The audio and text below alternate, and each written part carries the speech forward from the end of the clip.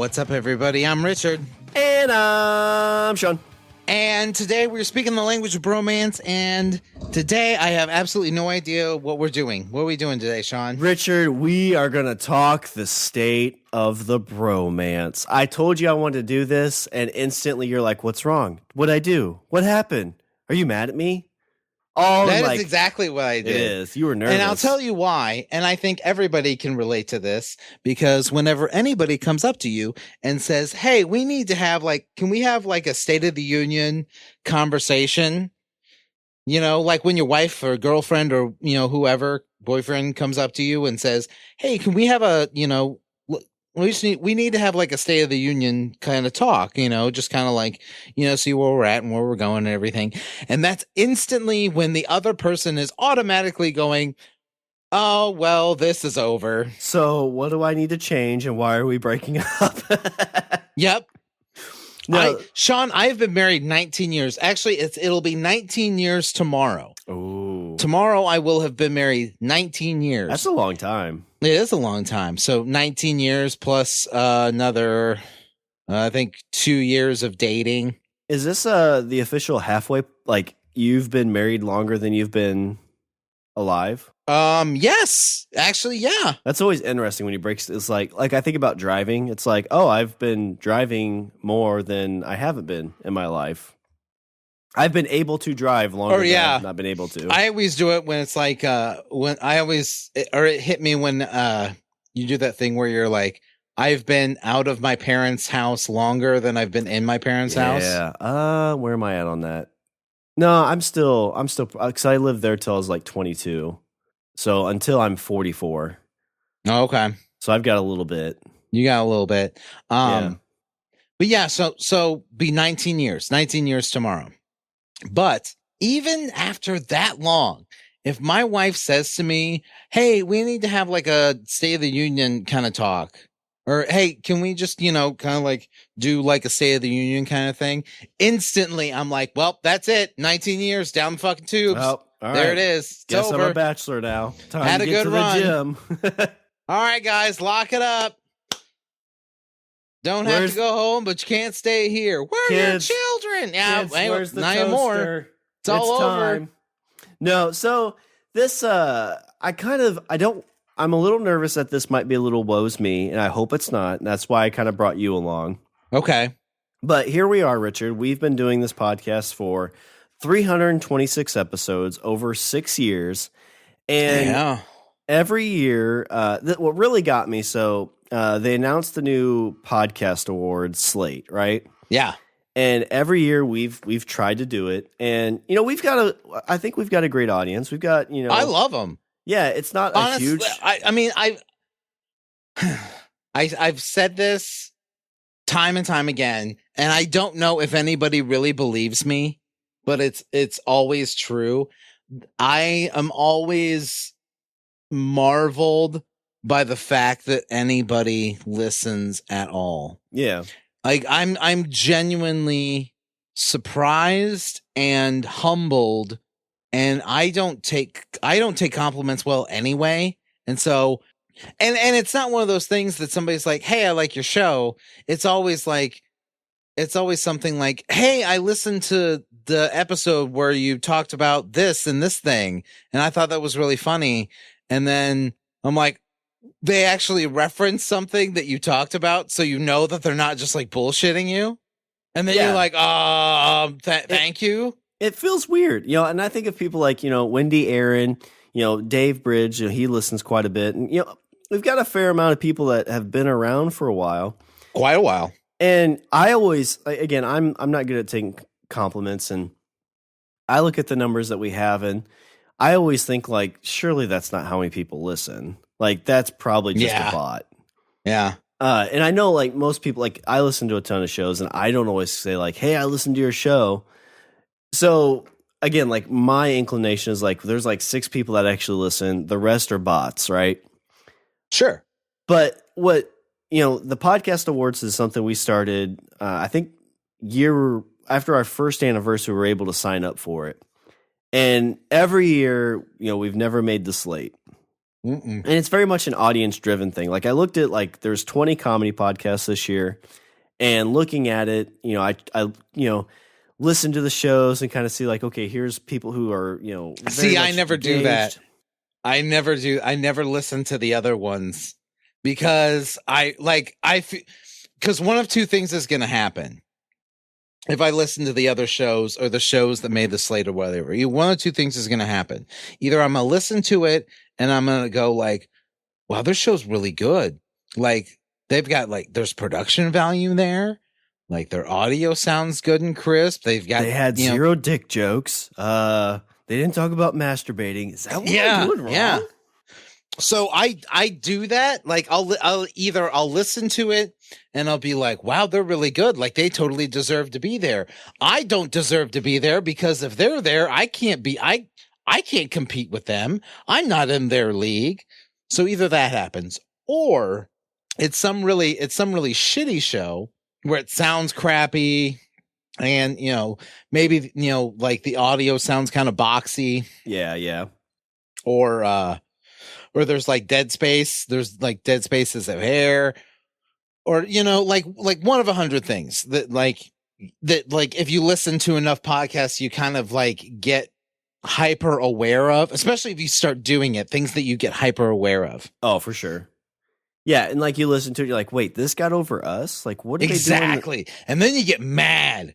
And so I think year 3, it was about the time I started Strange Indeed, and Strange Indeed has like a really big audience, like very loyal, because it's very much kind of a interactive show, right? Like it's like we watch a show, you tell us what you think as well. Oh yeah, like you're taking questions and comments from Twitter and yeah, for sure. And like so like when we did that, we're like, oh, well, I know there's like real people here, so we put Strange Indeed and Language of Bromance up on that year, and that was the first year where I watched the announcement live. Uh-huh. And the only other time I've ever felt this way was when my mom told my crush that I wanted to date her. And she's like, well, I like him as a friend. And so I'm sitting there. Be laughing. So I'm sitting there watching this award show thing, and I'm like, my heart's beating. And I think they did like the People's Choice first. I'm like, well, obviously we weren't going to get that, right? Right. Right. And they go through the comedy and they announce all of them. And they didn't say our name. And it was just kind of like a little heart sinking moment. Sure. But I got over it. You know, the next year was kind of like, well, I mean, I don't know if anything's changed, so we can't get to it. And then like this past year, I was like, well, I'm like 99% sure that nothing's going to happen. It'll be nice if something does, just because it's like a nice little hurrah for us. But yeah, you know, I'm sure nothing's going to happen. We were down at the lake. I misjudged the time. I thought it was going to be like 1 Central, but it was actually like 11. Oh, I got you. Central. So I got to it late. And so they're talking about like other stuff. And I was like, oh, well, did they announce it already? And I went and looked and I did the whole like scroll through. Didn't see our name. Scrolled through for Strange Indeed. Didn't see that name. I'm like, oh, all right. Well, that's what I expected. Like 20 minutes later, I'm like, well, let me check again. Look at nothing. And I was okay with it until I really thought about it more. And it did kind of like, I was pretty like just down that day. Yeah.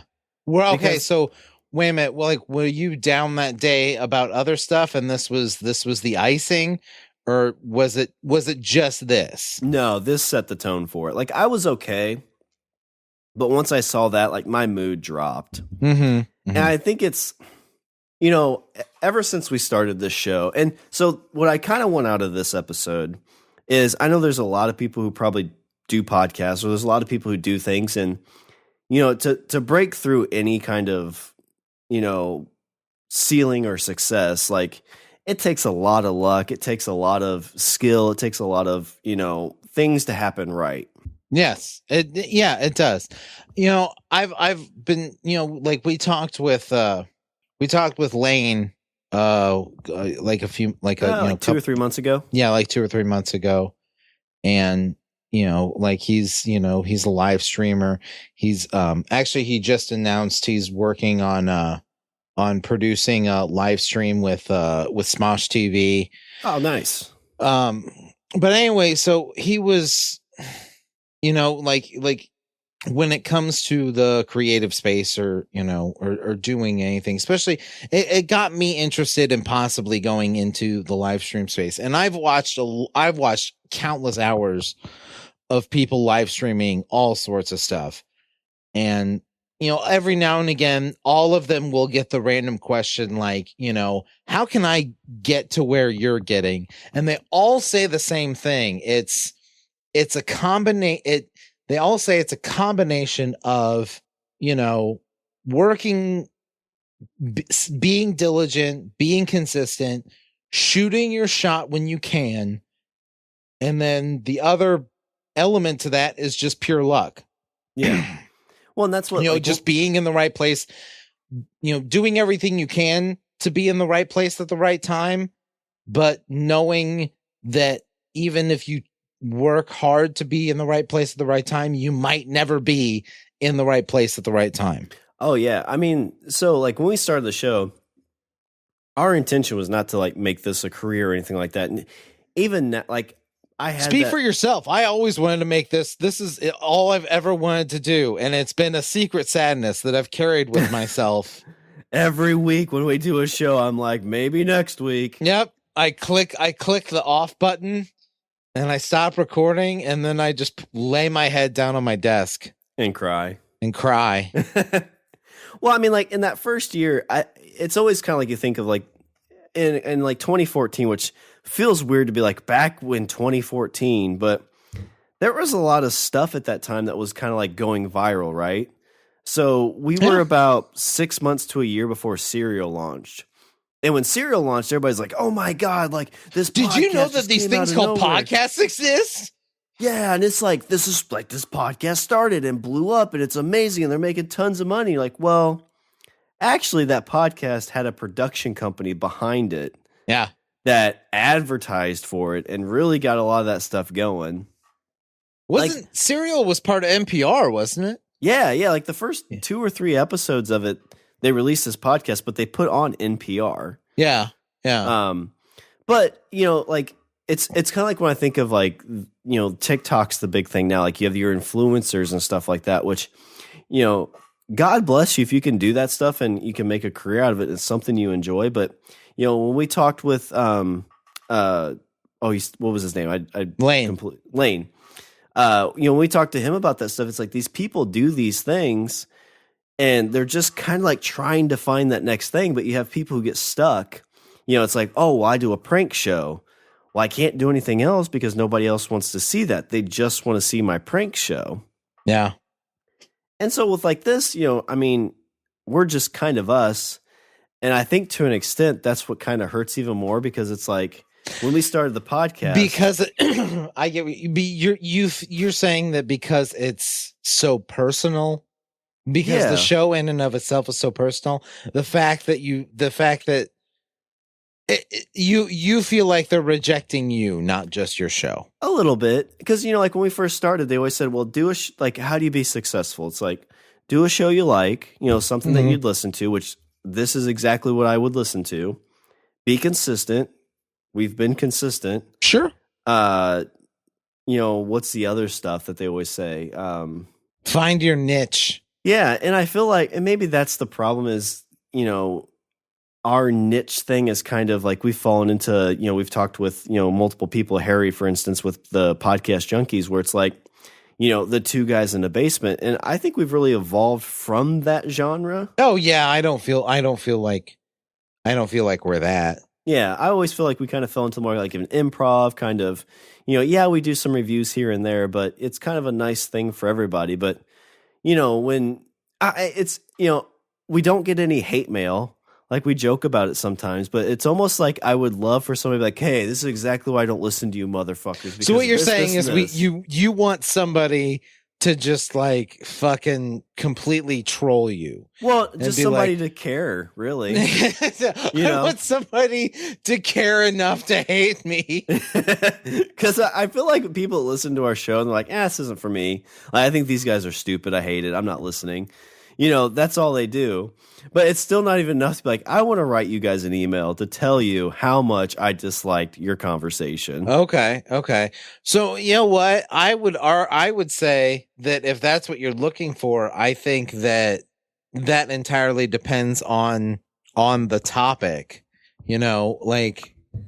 I think that our show is exactly how previous girlfriends have described me. They say, well, it's non-threatening. That's a good point. They listen and they're like, well, I mean, their opinions were kind of dumb, but I mean, they're not going to hurt anybody. Yeah. We'll let them do their own thing. It's non-threatening. Yeah. No, I get that. That makes sense. We've got a list of goals on. So, like I said, when we started this podcast, like it was one of those things that like to make myself go to sleep at night. I'm a big daydreamer. And really, it's more night dreaming kind of thing where I'm laying in bed, I let my mind wander. Yeah. When I was younger, I used to play video games. Have you ever been chased by a giant refrigerator? No. Have you been chased by a giant podcast award that wants to like eat you? And then you're like, please eat me. And then it's like, no, never mind. You're not threatening. And then it throws you on the ground. And then you're like, Yeah. Well, you wake up crying and Tiffany's like, what's wrong? You're like, I don't want to talk about it. That's the exact dream I've had, actually. Except when it gets close, it's like you're not even worth it. And it just walks away. Oh.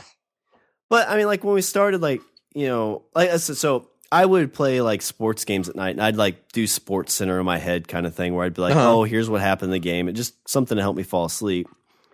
But for a while when we started this podcast, I would sit and be like, oh my gosh, like, okay, so podcast movement's coming up. Somebody's going to be like, oh, these guys are going to podcast movement. And they'll listen to it. And then they'll tell their friends. And their friends will tell their friends. And, we'll just get a cool community. And, we'll get, just this kind of viral effect. And, back in 2016, so it's been 2 years after we started, I put these goals for our show. And one was win an Academy of Podcasting Award, which is like the big, big award. Win a podcast award. Become a Podcast Hall of Fame. 100K downloads, 10K Twitter followers, and then have our own Violent Panda production studio. And this is kind of further down on our Trello board, so I don't see it that much anymore. But looking at it and be like, well, that was 4 years ago at this point. Yeah. And we're not anywhere near any of these things. We're not near any. We haven't hit 100K? No. Oh. No. You're like, oh, well. That's all the bromance we have for this podcast. Wow. Yeah. I mean, I didn't mean to emphasize that to be like, we're not even there yet. Oh God. You're totally right. Like I look at us and we're basically like in the middle. And with podcasting, and this is something I had to talk about for just in this, the state of podcasting is that, it's an easy thing to get into.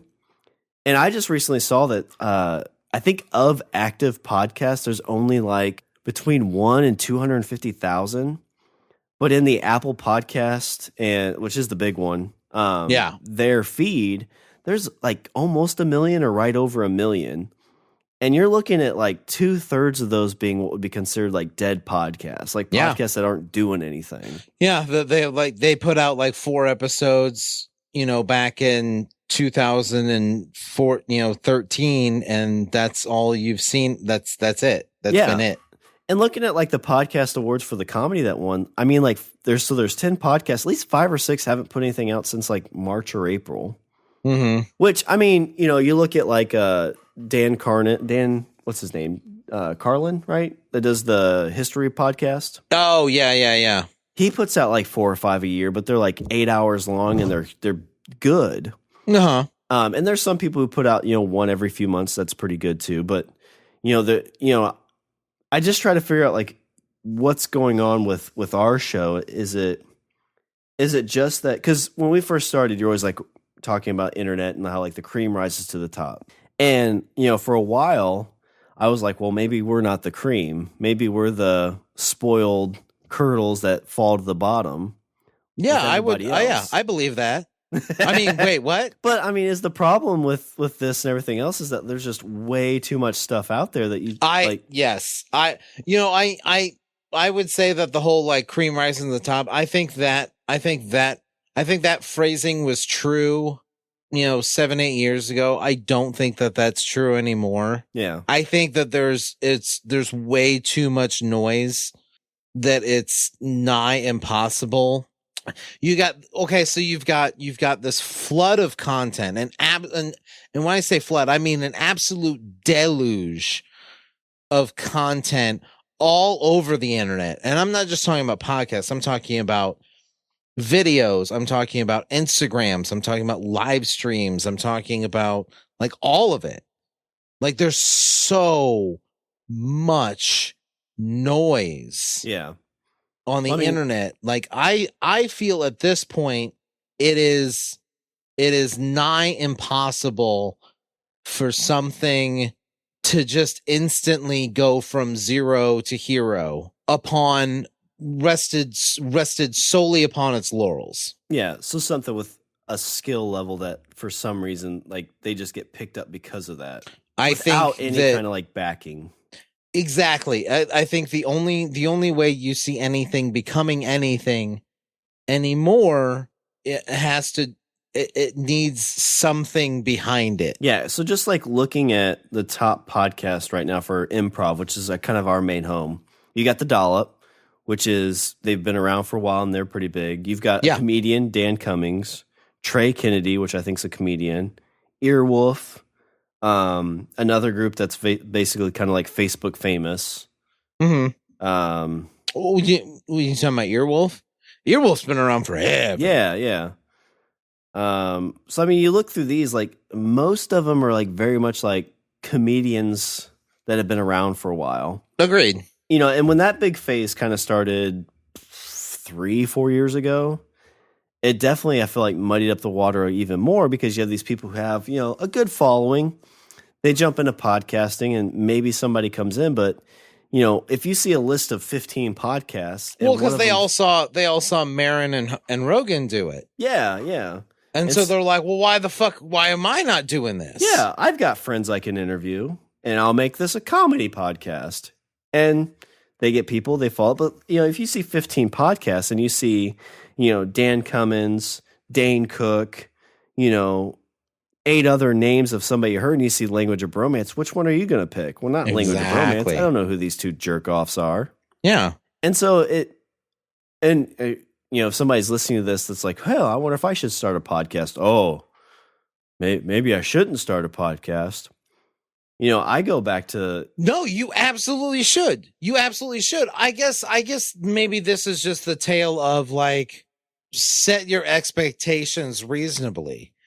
Like, I mean, don't get me wrong. Like, obviously, like, if this is something that you want to do and make a career out of, like, it's a hard fucking road to hoe.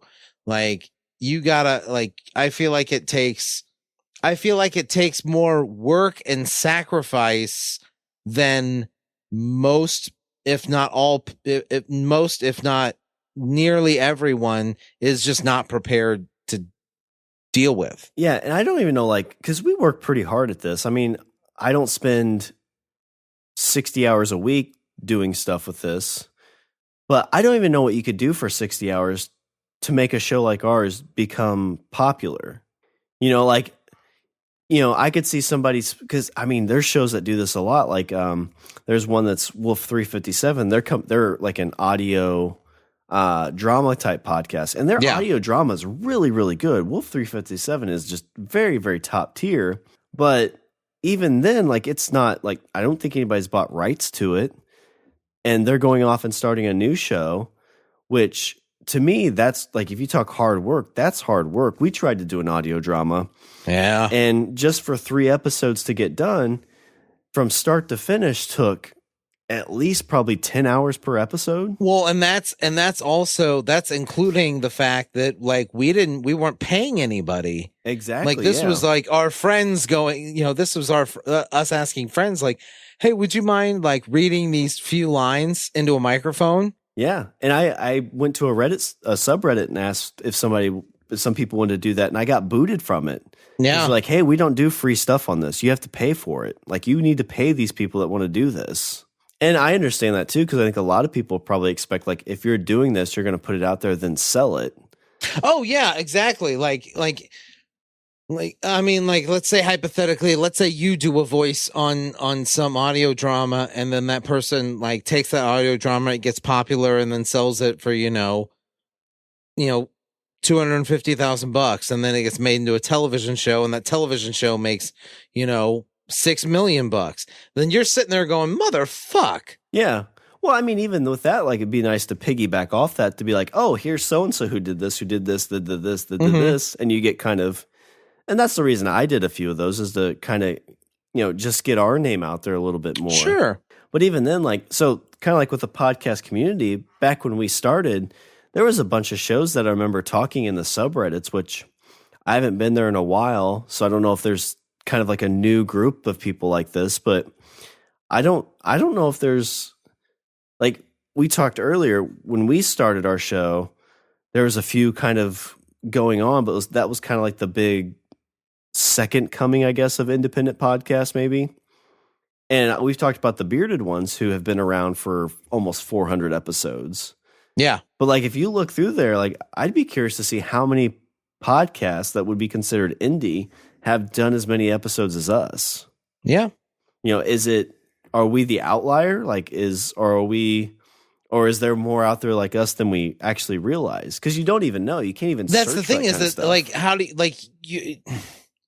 do you find them? That's the thing. How do you find them? I mean, everything in like Apple is based off of keywords, and then like subscribers and basically subscribers. But even then, you got to know what you're looking for. Oh yeah, yeah. Well, I mean, if you search like, I like SmodCast. Well, I mean, if you look at SmodCast, what's the, what do they suggest?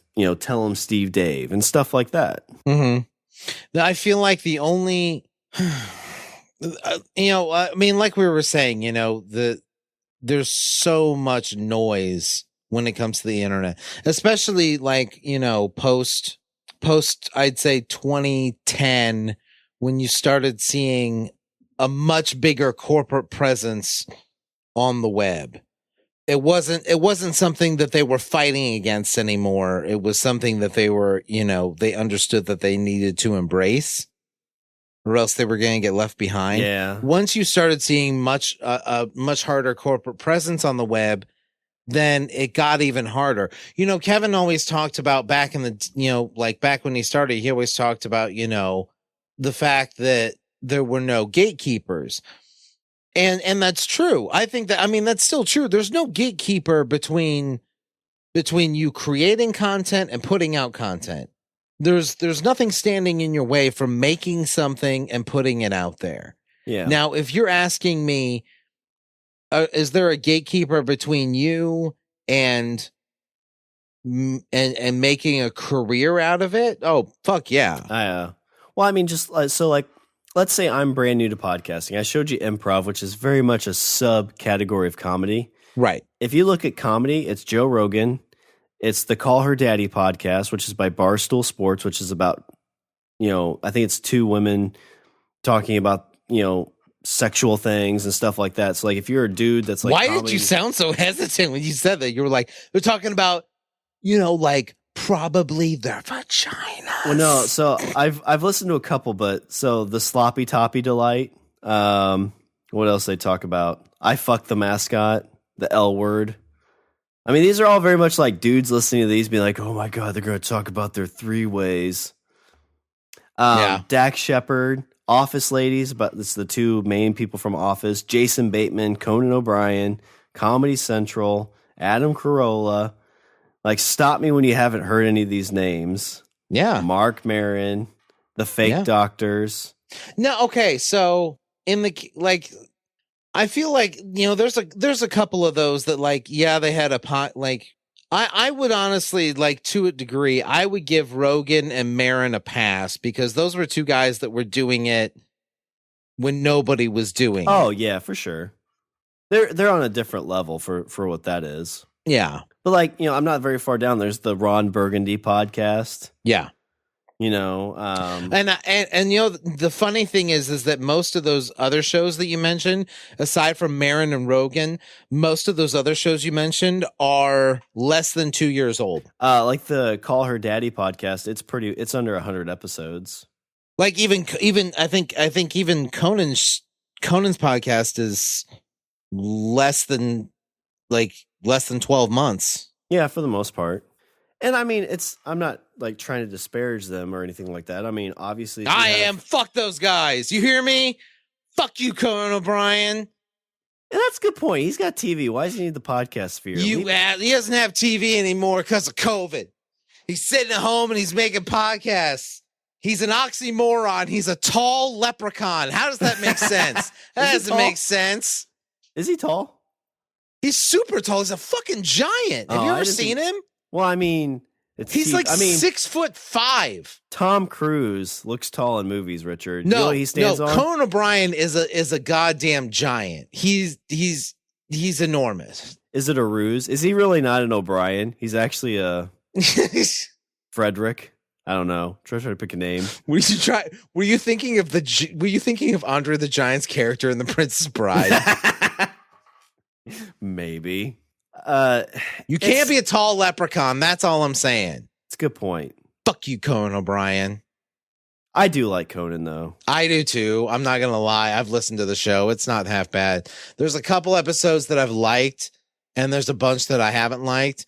The only one that off the top of my head that I know that I liked was he did an episode with Bob Newhart. See, but that's the other thing is like what makes me kind of like, oh, you're not even trying, is when these comedy podcasts just bring on guests and talk. Which is, I would say that is definitely, that's definitely a formula. You know, that's one of those that fuck if it ain't broke, don't fix it. Yeah, it's kind of like that's like what the comedy is like true crime. They do it, it's long, like that's where people, that's what podcasting is. If you ask anybody, any lay person, if they know what a podcast is, they think it's either a long form interview or a true crime investigative report. Yeah, that's pretty much all they are. That's it. Imagine when like Serial came out, like everybody was doing true crime dramas. They still are. Yeah, they're pretty big. But then you had like LimeWire. LimeWire was a good idea, but again, Limetown. LimeWire was. See, but okay, that show honestly like pissed me off because I was super excited about that show. Yeah. I listened they did 2 seasons of it, and I listened to the first season and I was like, this is really good. Like, I like this. I like the way they're doing this. I like the way it's set up. And then I read an article about it, where basically the two guys, they wanted to make a television show about the story, and they kept getting turned down. And so they basically like retooled it for podcast. They retooled it so that way it would work on a podcast medium, obviously like less visual and things like that, and that first season was fan-fucking-tastic. And so what did they do as soon as that first season came out and it was a big fucking hit? And they, and earlier we were talking about like spending money, like they put like fucking like $25,000 into that show. To make, and that's what worries me is like, it's like, I don't know. Do you take that leap and do stuff like that? Or is your idea too stupid that you just be wasting money? Well, I think that's totally subjective. But okay. So like I said, they put $25,000 and they did this show and here's where I had a problem. Here's where, I started getting kind of pissy is as soon as they found out that show was a hit, then they tried to take it and, resell it as a television show. And they were like, look, it works. Look, we can do it as a podcast and it works. And nobody really nobody was really biting. They were like, I don't know. I don't see it. And so then the whole like their Twitter feed goes dark for like almost 2 years. Like basically like they were like, oh, well, fuck it. Like, we don't want to do it as a podcast. We want to, make it into a TV show, which, their vision is what it's obviously it's theirs to do with as they will. But then once people start saying no to them, and then they do a second season finally of the podcast. And the second season, like, story-wise, everybody was like, this is kind of janky. Yeah, I tried to get through a couple episodes. And it's not what the first season was. Like, they kind of, I don't know. You could go, we could go into it, but there's plot points and stuff like that.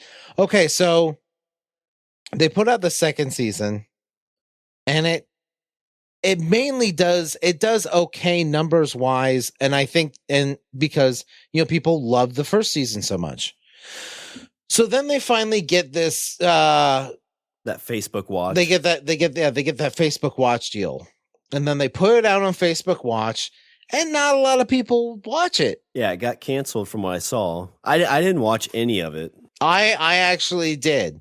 Because it had Jessica Biel. That's a big get. Yeah, definitely. And the Facebook show, yes, it was kind of a rehash of the first season, but then they added different.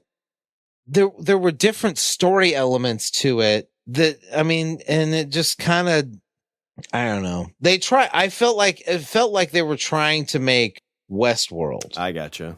And it's not that. Was it kind of one of those situations where trying to cash in on something you had?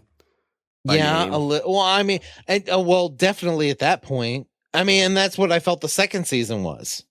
And that's what a lot of people felt the second season was. I subscribed to a subreddit on Limetown, and that's been the general consensus is like, you built this very, you built this podcast audience, and they were totally in your corner, and you kind of fucked them. Well, and I wonder too, in that, like, they put out those 10 episodes, and I think they had like your typical podcast, like, audible.com, use promo code Limetown. Yeah. But they couldn't have been making much money off that podcast, because and that's the trouble with those type of things, is you put out this whole audio thing and people love it, but where are you getting your money from? Where are you getting any kind of return on your investment from that? And sure. Then you have to sell it, and then you lose control over it. Yeah. Like with this, like what, obviously we're kind of in the boats of like, how Rogan's and them would make their money is by ads or whatever, which, I don't know if I'd ever want to get that point. Like, to me, if we could do something with this, it'd be taking it on the road. Like the Dollop and stuff like that. They go to these places, and they sell out, 5,000-6,000 seat places, and you take this as like a comedy roadshow type thing. Yeah. But with, audio dramas, you basically make your money on selling that property, selling your IP. Yeah. Yeah, that's true. But like with us, if somebody's like, well, we want to buy a podcast IP, throw a stick and you probably find a show similar to ours that would do it for cheaper. I don't know if they do it cheaper. We'll do it for way cheaper. Yeah.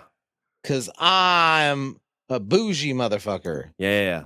Go play the toilet. But yeah, and like we're kind of saying, like, should you still do something like this? And honestly, it's not why I do it is for that. I think at times I still get a little down that, and this is just like anything. It's kind of like, dudes talking about their dick size, right?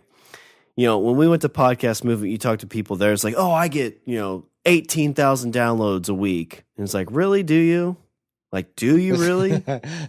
Like, what's your show? It's been out for 3 weeks and you're saying you're getting that? And I know I listen to the feed, which is Lipson, who we host through. Right. They go through and they talk about stats and stuff like that. And we're essentially like stuck right in the middle of where most get it. It's like, this is kind of the average medium of what podcasts get. And, we've talked about it before, like our podcast becoming like the new blogs. There's so many blogs out there that, there's just not a way to identify or find the one that you'd want to watch. And if you want to know where is it going to change? It's going to change once somebody develops likeness algorithms for it. Like when you talk about, like the Music Genome Project, like Pandora had, where Pandora would take a song, and they would identify the over and undertones, the general theme of and the the instruments used and the way music's played, and it would basically like break that down into almost like DNA strands. I gotcha. And then Pandora would say, and I'm saying Pandora because this was what Pandora started this back in like 2002. Yeah, I was gonna say, like, I think I was listening to Pandora like 04, 05. Yeah. So their whole thing was what they called the music. It was based off of what they called the Music Genome Project, where a song would be broken down into basic elements, and that you would listen to a song and it would ask you, do you like this song? And then it would take those elements and would find something similar, and it would, it's basically like you go on Spotify. Like you go on Spotify right now and you search for an artist you like. And then it says other artists you might like. Yeah. That is where once somebody figures out how to do that for podcasts, I feel like that will be you'll see a bit more of a shift.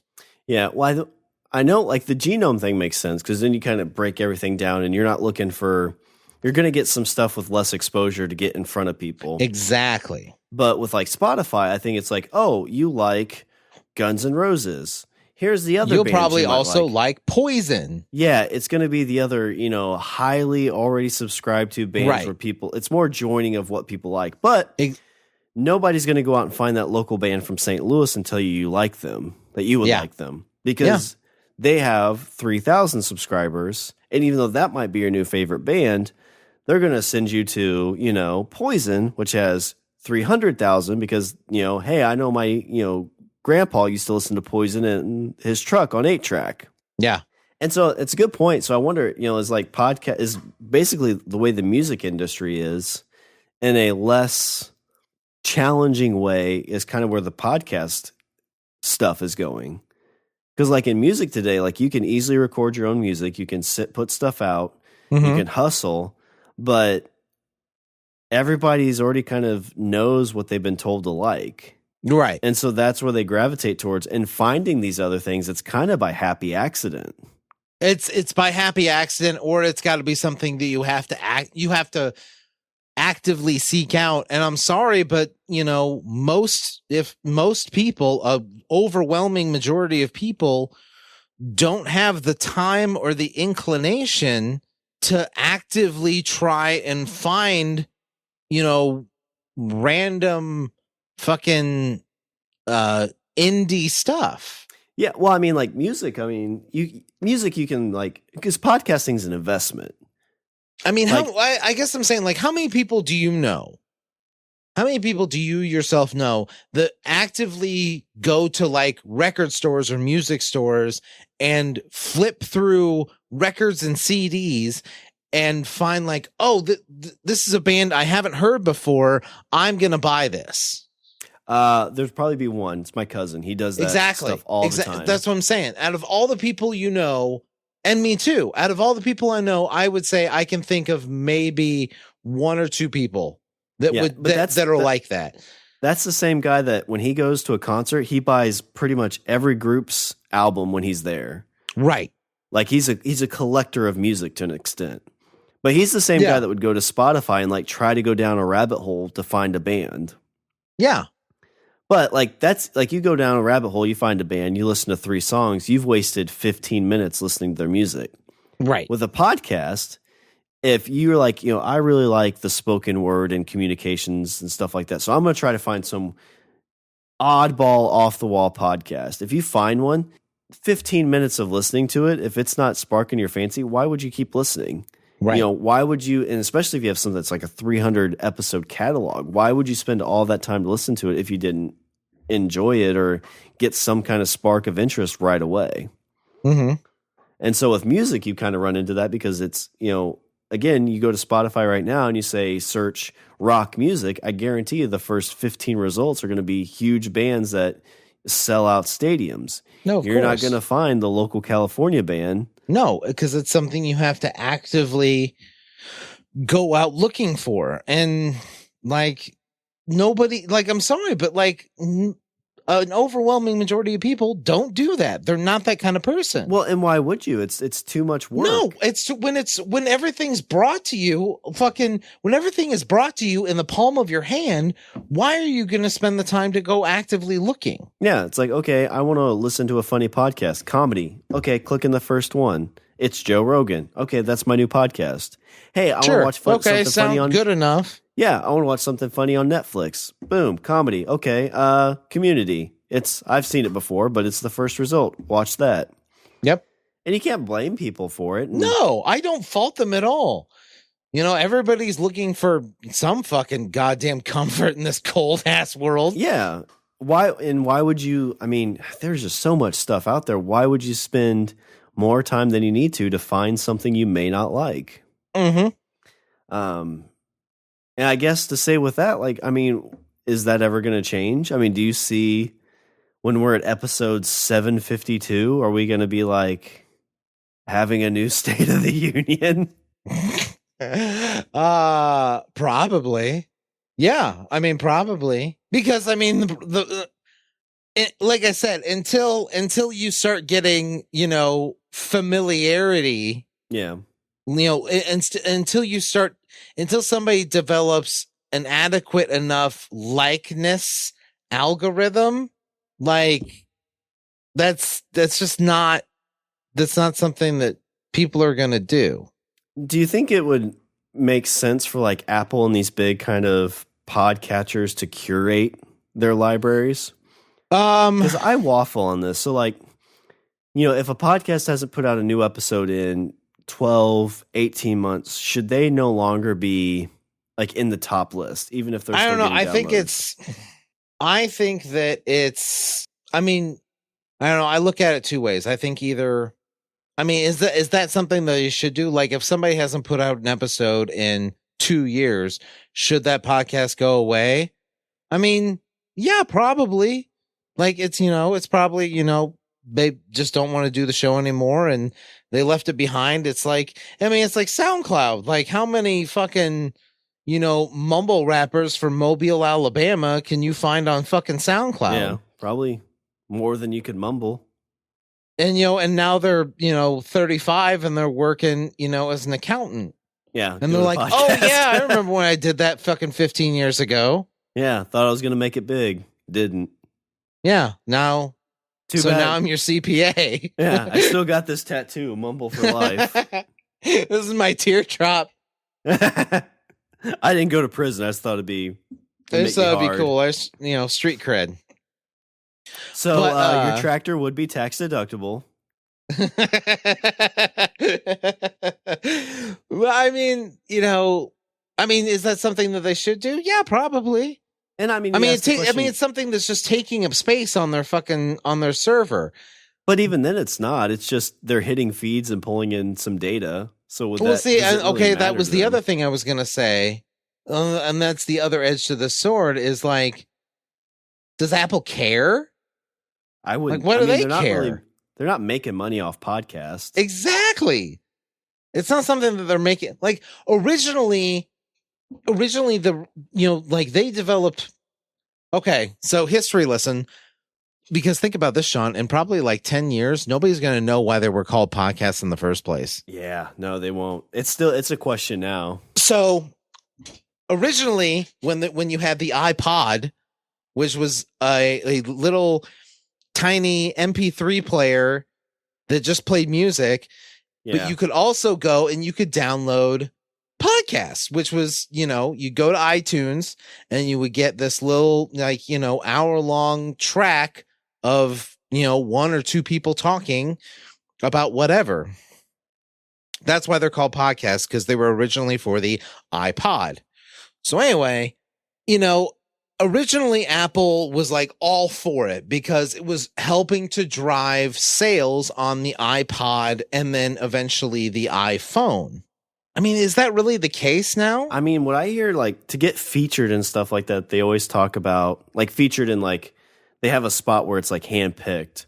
Right. And the main reason you do that, like, you would get that is if you're like, oh, we're doing an interview with so-and-so who wrote a book that's available in iBooks. Or we're interviewing this person. All basically interview stuff is like, oh, we're interviewing this person that's in this movie that's in the Apple store that you can buy. That's in the iTunes library. iTunes store, yeah. So, I mean, that's kind of where they're probably getting a lot of their money from, is people doing things like that. Sure. I've always been curious if Apple's going to end up doing some kind of like monthly payment to be in their feed. Like $5 a month, $10 a month. I mean, it's possible. I mean, I think if you did that, I think you'd see a lot of podcasts just go away. Yeah, and you asked, like, is that? I mean, I think that's bad. I think, but I mean, you could still have a podcast. It just wouldn't be available in the Apple store, the Apple Podcast store, which a lot of stuff pulls from. Right. Right. I mean, yeah, that's something like basically like, hey, you could, again, like people put podcasts on fucking SoundCloud. Oh, yeah, yeah. And like, if you ask me, like, what's the breaking point that I would pay for? If it was $10 a month, maybe 20, I'd probably be okay with it. Just because I think that would open us up to, because it would show that we care. So there's going to be the shows that care to be in there would show up. See, now I will say that I think that podcasts going to say like Spotify, I think that's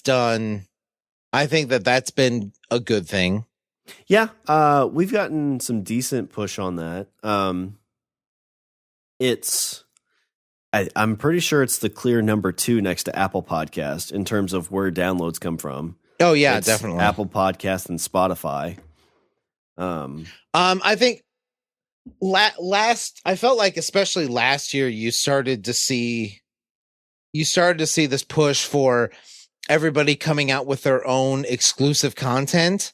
That's kind of, yeah, and that's the big question is like, are those, like, Joe Rogan's going to be on Spotify only. So is he technically a podcast still, or is he more a spodcast? Well, see, the thing is like, I would say aside from Rogan and Marin, and aside from Rogan and Marin and and I would put Kevin in that category. Aside from those 3, I don't really see a lot of, I don't see like exclusivity being a thing with podcasts. No, it's just like big like I felt like that was a model that they were that a lot of companies were trying to go for. Like, hey, listen to this only on Stitcher, only on this, and I'm like, that's not going to work. Yeah, I was trying to think. I know, like I thought it was the Call Me Daddy podcast was Spotify only. Because again, you're dealing with a whole lot of noise. Like if, let's say hypothetically, in a fantasy world, let's say our show is popular. Okay. And we all of a sudden are like, hey, we're going to be exclusively on, X PodCatcher. I guarantee that people are going to be like, well, okay, well, I'm not going to pay money for that. So I'm just going to go listen to something else. Yeah, well, like Joe Rogan, I'll probably listen to it less because I don't listen to podcasts on Spotify. Just because listen to I don't have an iPhone, so I listen a majority. In fact, all of my podcasts I listen to on Spotify.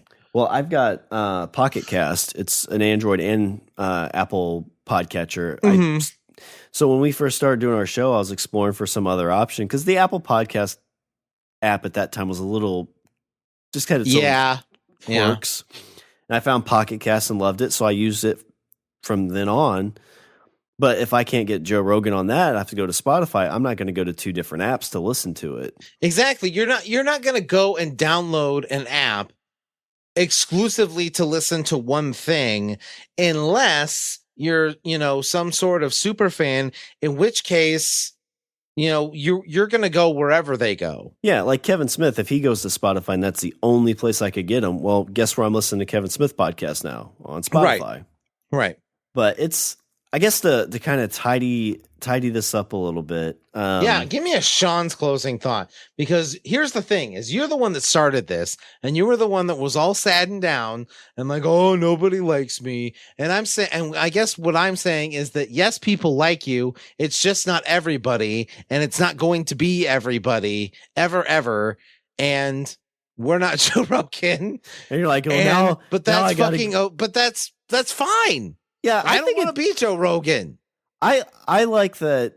My biggest fear. So I guess my biggest fear, closing thought, and anybody that's like, if they happen upon this episode thinking about doing a podcast, I am more happy being where we are numbers wise, success wise in 326 episodes compared to you and I getting to like episode 30 and being like, well, we're not Joe Rogan, so let's quit.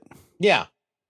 I feel much better about what we've done up to this point and continue pushing on. This is probably the only thing, one of the only few things in my life that I have like thoroughly followed through on. Yeah. Well, I'm like kind of behind the curtain a little bit. We kind of like record back-to-back episodes sometimes to kind of build up our library a little bit, just so we can continue to put out weekly, because it's something we really like to do. Yeah. And it's one of those things like tonight, you were the one who said, hey, let's get on early. Let's get this recorded. We could do back-to-back episodes. Yeah. That gets me pumped, because not only is it just me feeling like I got to prod you or you prod me, it's us doing this thing together. Yeah. And anybody and everybody should know, like, to do something with multiple people, it's super easy to fall through the cracks. Oh, 100%. And there's a reason that we record, that a lot of times we record shows back to back, is because sometimes there's weeks where I'm like, I'm busy, or there's some weeks where I'm just like, I'm in a shitty mood. Just like, I don't want to fucking talk to anybody right now, let alone you bastard. A couple weeks ago, I'm like, hey, let's talk about the state of the podcast. Let me bitch for a little bit. And you're like, I'm in no mood to hear this.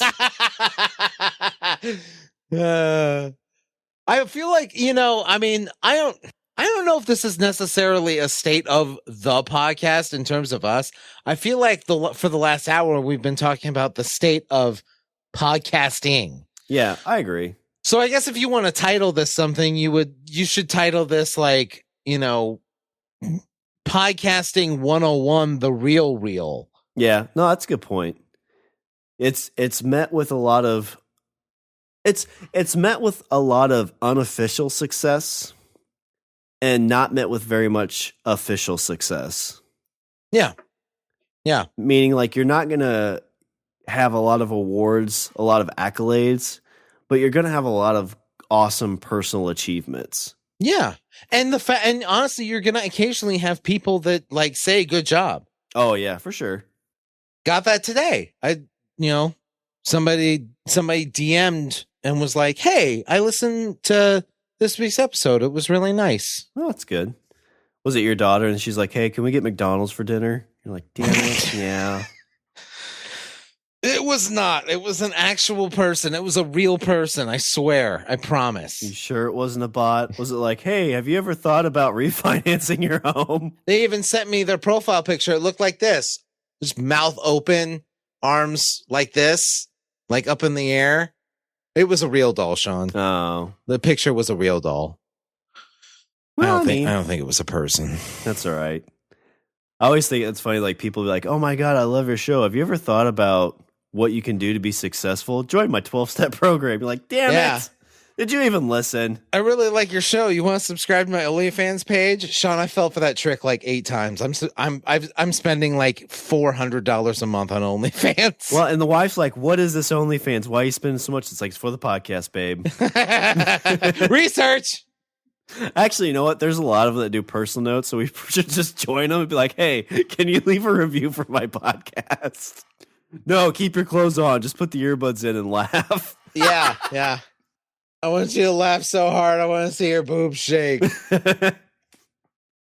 Well, Richard, in this podcasting 101, the real's real. Do you have any Richard's closing thoughts? As depressing as you think this conversation might be, I would still say, if this is, if you want to make something, fucking make something and put it out there. And maybe a lot of people like it. And maybe that's your motivation to keep going. Like, I'm not disparaging anybody from doing it. I totally think everybody that wants to do it should do it. But I guess I'm saying, like, there's what you want and then there's what you should expect. Yeah, I think that's a good point. And I think we get what we want out of this. Oh, 100%. 100%. Yeah, that's why we're still doing it. Oh, yeah. We just haven't gotten what we would like. When I was a kid, I only did karate for a year. I didn't even get to a yellow belt. I stayed a white belt. I played saxophone, alto saxophone, played it for a year. And then I was like, well, I'm not good at this, so I'm not going to do this anymore. So I stopped doing it. This is one of the few things that I have done consistently, despite the fact that I'm horrible at it. Well, I'm kind of worried now because when I was like 100K is a goal, you're like, wait, we haven't gotten that far yet. Well, we suck at this. I quit. All right. Well, thank you for letting me do this because I do feel like I got a lot off my chest and I do feel better. I'm glad. Not that I felt bad, but it just definitely kind of like you kind of mull these things over your head for too long. No, I gotcha. It's just nice to kind of get it out. Right. This is a conversation we would have had off microphone anyway. It's just, hey, this way we get a show out of it. Cha-ching. All right, well, let me do a little bit of housekeeping. Visit our website. We're at languageofbromance.com. Let us know you're real people by tweeting us and sending us messages on Instagram at languageofbro. We're gonna get DM'd a bunch of pictures of real dolls. That's what's gonna happen. Love your show. XOXO Candace. Well, you can email those pictures to us at bros@languageofbromance.com. And if you want to take that bigger step, I think there are 2 real people that listen to the show, or they just haven't updated their credit card information yet. That's exactly what's happening. On our Patreon, it's Wendy and Aaron. We thank you guys so much for That's your a good point. support. We should stop mentioning them at the end of the show because then eventually they're going to be like, I haven't listened to that show in a while. Oh, shit, I'm still paying for that? Fuck. It just got sucked into that OnlyFans account. All right. Well, Richard, as we tidy up this episode, is there anything else before I close her out? No. Keep on keeping on. All right. Well, that's all the bromance we have for this show. I'm Shawn. And I'm Richard. And remember, don't be a why. Be a why not. $400 on OnlyFans? Yeah. I was being conservative.